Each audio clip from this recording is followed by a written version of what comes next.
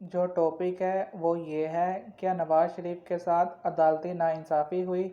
نواز شریف کی نااہلی کے حوالے سے اہم تفصیلات مندرجہ ذیل ہیں۔ پاکستانی عوام سے یہ کہا گیا کہ بیٹے سے تنخواہ نہ لینے پر نواز شریف کو نااہل کیا گیا، لیکن یہ حقیقت نہیں۔ حقیقت تحقیق کرنے سے سامنے آتی ہے۔ میں نے تحقیق کی، جو حقیقت میرے سامنے آئی وہ میں آپ کے سامنے رکھتا ہوں۔ پاناما کا انٹرنیشنل انکشاف ہوا۔ نواز شریف کے حوالے سے کہا گیا کہ اس کی بیرون ملک پراپرٹیاں ہیں۔ پھر نواز شریف سے کہا گیا تھا کہ آپ اپنا بیان حلفی دیں اور بتائیں آپ کی کہاں کہاں پراپرٹیاں ہیں، یعنی آپ کی ملکیت کیا کیا چیزیں ہیں۔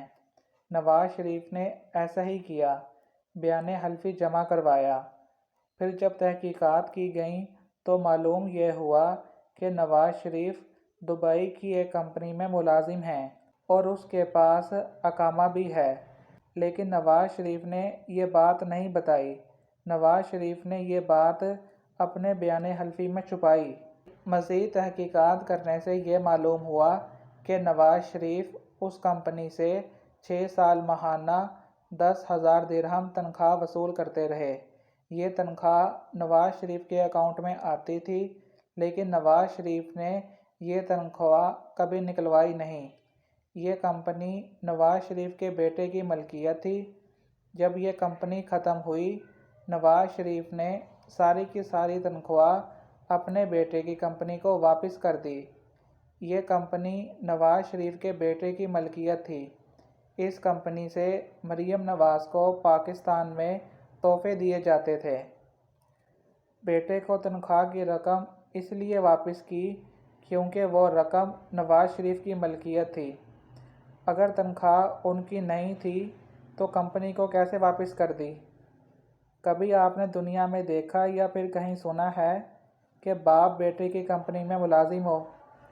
پاکستان کا وزیر اعظم دبئی کی ایک کمپنی کا ملازم ہے۔ کبھی ایسا ہوا کسی ملک کا وزیر اعظم دوسرے ملک میں نوکری کرتا ہو؟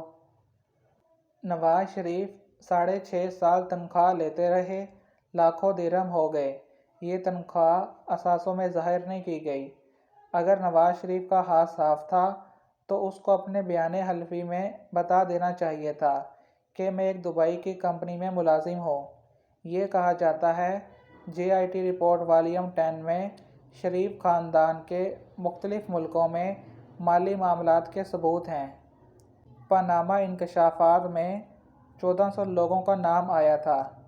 ان سب کا نواز شریف کے کیس سے موازنہ درست نہیں، کیونکہ نواز شریف کا کیس اسپیشل کیس تھا، کیونکہ نواز شریف ملک کا وزیر اعظم تھا اور 2 بار پہلے بھی پاکستان کا وزیر اعظم رہ چکا تھا۔ ہمیں معاملات کو سمجھنے کی ضرورت ہے۔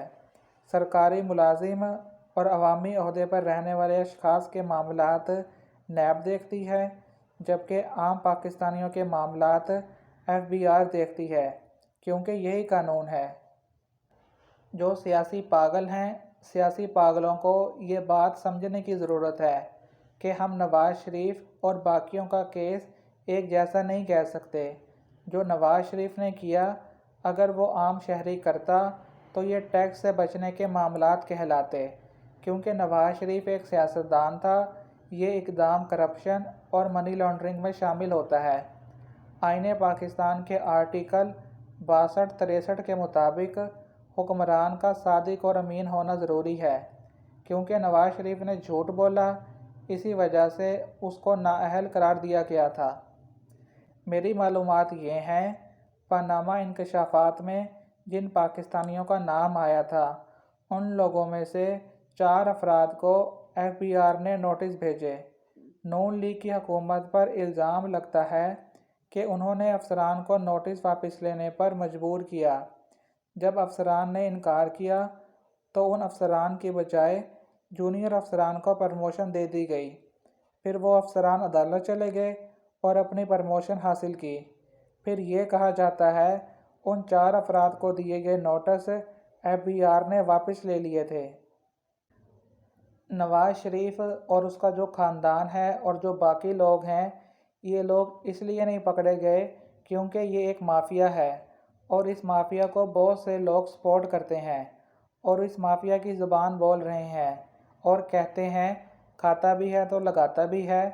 کہتے ہیں شریف خاندان کی کرپشن کا ایک بھی ثبوت نہیں ہے۔ نواز شریف کو تو بیٹے سے تنخواہ نہ لینے پر نکالا گیا۔ یہ ایسے تاثر قائم کرتے ہیں کہ نواز شریف کے ساتھ عدالتی ناانصافی ہوئی۔ پھر ہم آگے سے ان کو کہتے ہیں ان کا ہاتھ بھی صاف ہے اور ملک کا خزانہ بھی صاف ہے۔ نواز شریف کے ساتھ عدالتی ناانصافی نہیں ہوئی، بلکہ انصاف ہو ہی نہیں سکا۔ مافیا کیا ہوتا ہے؟ مافیا کام ایسے کرتا ہے کہ نظام کو جکڑ کے رکھتا ہے، پورا نظام بے بس دکھائی دیتا ہے۔ مافیا کو پکڑنا اور قانون کے نیچے لانا بہت مشکل ہوتا ہے، کیونکہ مافیا کے بندے ہر جگہ موجود ہوتے ہیں، مالی فائدہ اٹھاتے ہیں اور طاقت حاصل کرتے ہیں، اور پھر اپنے آقاؤں کو تحفظ فراہم کرتے ہیں۔